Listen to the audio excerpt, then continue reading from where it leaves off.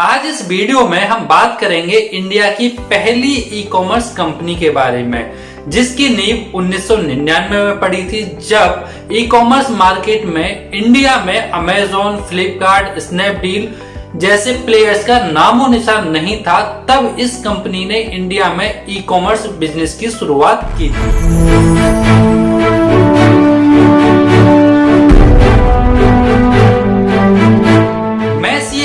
स्वागत करता हूं आपका अपने इस वीडियो में। आज हम बात करेंगे इंडिया की पहली e commerce company India plaza के बारे में। ये के वैथेश्वरम द्वारा शुरू किया गया स्टार्टअप था। आज हम उन्हीं की किताब फेलिंग टू सक्सीड के कुछ अंश यहाँ पेश करेंगे, जिससे आप जान पाए कि कैसे इंडिया की पहली ई कॉमर्स कंपनी सक्सेसफुल होने के बाद फेल हो गई। सबसे पहले जानते हैं के वैथेश्वरम के बारे में, जो फेलिंग टू सक्सीड बुक के राइटर हैं और इंडिया प्लाजा के फाउंडर हैं। के वैथेश्वरन ने अपना बीटेक 1985 में कंप्लीट किया। इसके बाद उन्होंने मुरुगप्पा ग्रुप को ज्वाइन किया। 1989 में के वैथेश्वरन ने विप्रो को ज्वाइन किया। विप्रो उस समय अपने शुरुआती दौर में थी। ये विप्रो के कुछ शुरुआती एम्प्लॉयज में थे। विप्रो में रहते हुए उन्होंने sales, marketing, operation, customer relationship के बारे में बहुत कुछ चीजें सीखी। विप्रो में एक इन्हें नया प्रोजेक्ट मिला जिसमें लोगों से इनको कम्युनिकेट करना था। उस समय कम्युनिकेट करने के लिए हॉटमेल का यूज किया जाता था। जब ये हॉटमेल का यूज कर रहे थे तो इन्हें एक एड दिखा। वो एड था अमेजोन का। अमेजोन उस समय बुक सेलिंग किया करती थी। इन्होंने अमेजोन का बुक सेलिंग का एड देखा तो इनके दिमाग में आया कि एक अमेरिका की कंपनी जब इंडिया में बुक सेल कर सकती है तो हम इंडिया में रहकर ये काम क्यों नहीं कर सकते। यानी हम इंडिया में रहकर ई कॉमर्स को कैसे बढ़ाएं, ये आइडिया इनके दिमाग में चलने लगा। 1997 में ये आइडिया इनके दिमाग में आया और ये तभी से इस पर काम करने में लग गए। ये लोगों से बात करते, अपने फ्रेंड से बात करते, जो बिजनेस कंसल्टेंट हैं उनसे बात करते कि कैसे आइडिया को इम्प्लीमेंट किया जाए और उसको बिजनेस मॉडल में कन्वर्ट किया जाए। 1999 यानी 1999 में इन्होंने अपने 5 दोस्तों के साथ मिलकर ऑनलाइन का ई कॉमर्स का एक बिजनेस स्टार्ट किया, जिसको नाम दिया गया fabmart.com। ये उस समय सीडी बेचा करते थे। ये वो दौर था जब सीडीओ का बहुत ही ज्यादा क्रेज हुआ करता था। नई मूवी की सीडी, गाने की सीडी और भी पुरानी पिक्चरों की सीडी। ये वो दौर था जब सीडीओ की डिमांड अथाह हुआ करती थी। तो इन्होंने सबसे पहले सीडीओ का बिजनेस स्टार्ट किया। इसके बाद इन्होंने इसमें बुक्स वगैरह ऐड की। 2001 में इन्हें रिलायंस से फंडिंग मिली। इसके बाद इन्होंने इसमें ग्रोसरी ऐड किया। जब इन्होंने इसमें ग्रोसरी ऐड किया तो इनके सामने बहुत सारी समस्याएं आने लगी, जैसे same day delivery, cash on delivery etcetera. ये सारी समस्याएं ये आने लगी। अब ये इनका सॉल्यूशन खोजने लगे। इसका सॉल्यूशन ढूंढते ढूंढते के वैथेश्वरम के दिमाग में आया कि इसको अब ऑफलाइन स्टोर के रूप में भी शुरू किया जा सकता है। 2002 में के वैथेश्वरम ने बेंगलोर में फैब मॉल स्टार्ट किया, जहां कस्टमर जाके ऑफलाइन अपनी जरूरत का सामान ले सकता है। 2006 तक fabmart.com और फैब मॉल दोनों ही अच्छे चल रहे थे। 2006 में फैबमार्ट को आदित्य बिरला ग्रुप ने एक्वायर कर लिया। इसके बाद के वैथेश्वरन ने यूएस की एक कंपनी जिसका नाम था इंडिया प्लाजा, उसको एक्वायर कर लिया। इस समय तक मार्केट में कई ई कॉमर्स के प्लेयर्स आ चुके थे, जैसे अमेजोन, फ्लिपकार्ट, स्नैपडील एसेट्रा। ये जो ई कॉमर्स के नए प्लेयर्स थे ये इंडिया प्लाजा को कड़ी टक्कर दे रहे थे और इनके कंपटीशन में आ चुके थे।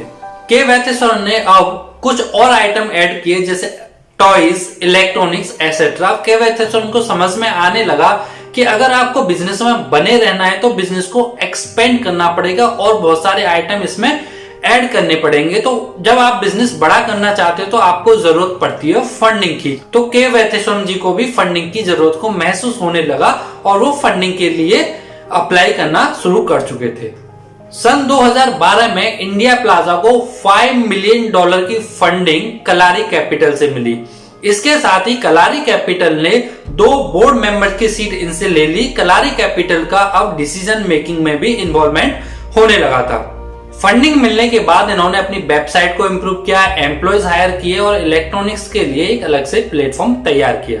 मार्च 2012 की एनुअल रिपोर्ट के अकॉर्डिंग इनकी जो सेल्स है 2011 के कंपैरिजन में 174 टाइम्स बढ़ चुकी थी और जो इनका प्रॉफिट मार्जिन था वो लॉस की तरफ चला गया था, यानी कि 9.2 करोड़ का उस साल में इनको लॉस हुआ था, जो इंडिया प्लाजा के लिए चिंता का विषय था। लॉस की वजह से के वैथेश्वरम चिंता में रहने लगे। उन्हें महसूस होने लगा कि कंपनी को अगर आगे चलाना है तो उन्हें फंडिंग की और ज्यादा रिक्वायरमेंट होगी, तभी वो कंपटीशन कर सकते हैं और कंपनी को आगे रन कर सकते हैं।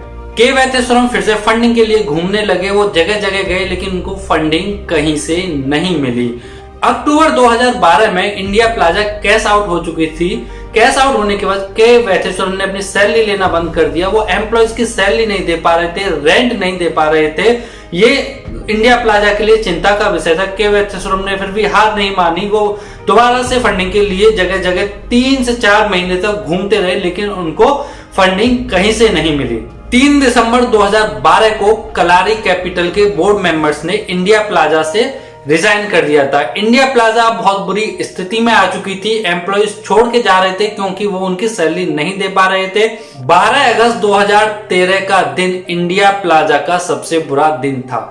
इस दिन के वैथेश्वरम अपना ऑफिस खाली करने जा रहे थे। जैसे ही वो अपने ऑफिस पहुंचे, उन्होंने देखा कि उनके एम्प्लॉय सामान को पैक कर रहे हैं, जिसके हाथ जो आ रहा है कंप्यूटर, लैपटॉप, प्रिंटर, वो उसको उठा के पैक कर रहे हैं क्योंकि एम्प्लॉयज की सैलरी पेंडिंग थी। उसके बदले वो सोच रहे हैं कि जो मिल जाए वही यहां से लेके चलो।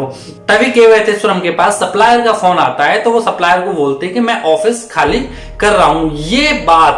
ये बात पूरे शहर में आग की तरह फैल जाती है। कुछ ही समय में इंडिया प्लाजा के ऑफिस पर सप्लायर्स की भीड़ लग जाती है कि इंडिया प्लाजा अपना ऑफिस खाली कर रहा है। फिर वहां का जो दृश्य है वो देखने लायक था। जिसके हाथ जो लग रहा है computer, laptop, printer, furniture, chair, table, वो वही उठा के ले जा रहा है। के वैथेश्वरम चिल्लाते रहे कि मैं केवल ऑफिस खाली कर रहा हूं, अपना बिजनेस बंद नहीं कर रहा हूं, लेकिन उनकी कोई सुनने वाला नहीं था। यहां तक कि ऑफिस में लगी हुई भगवान की मूर्ति भी लोगों ने नहीं छोड़ी, वो उसको भी उठा के ले गए। इंडिया प्लाजा के लिए बहुत ही बुरा दिन था कि ये नौबत तक आ गई कि उनके ऑफिस में से सप्लायर्स, एम्प्लॉयज सामान उठा के ले जाने लगे और भगवान की मूर्ति तक को भी नहीं छोड़ा गया।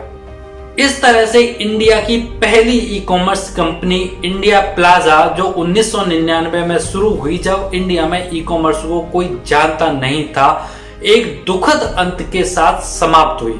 के वैथेश्वरम की इस जर्नी के बहुत सारे फेलियर्स के रीजन थे।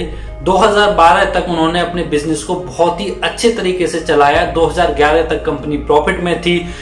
फंडिंग लेने के बाद वो किस तरह से चीजों को मैनेज नहीं कर पाए, कि कहां गलतियां हुई, ये इन्होंने अपनी बुक फेलिंग टू सक्सीड में लिखा है।